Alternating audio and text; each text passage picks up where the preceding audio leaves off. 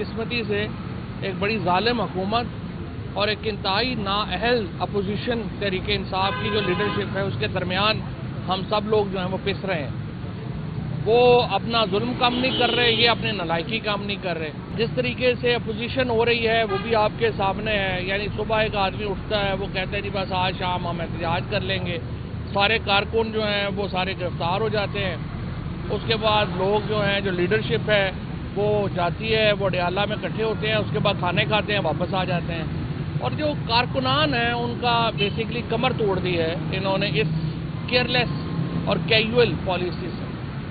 اور بڑی بدقسمتی ہے کہ اس وقت ایک ایسی صورتحال کا سامنا ہے تحریک انصاف کے کارکنوں کو جس میں ان کی لیڈرشپ جو ہے وہ ان کے ساتھ نہیں کھڑی اور ایک بڑے فاصلے کے اوپر نظر آ رہی ہے۔ جس طرح میں نے آپ کو کہا کہ ایک بہت ہی ظالم حکومت اور ایک بہت ہی نالائق اپوزیشن لیڈرشپ میں عام آدمی، عام کارکن جو ہے وہ پس رہا ہے۔ اب یہ سلسلہ کتنی دیر چلتا ہے ہمیں اس کا علم نہیں ہے۔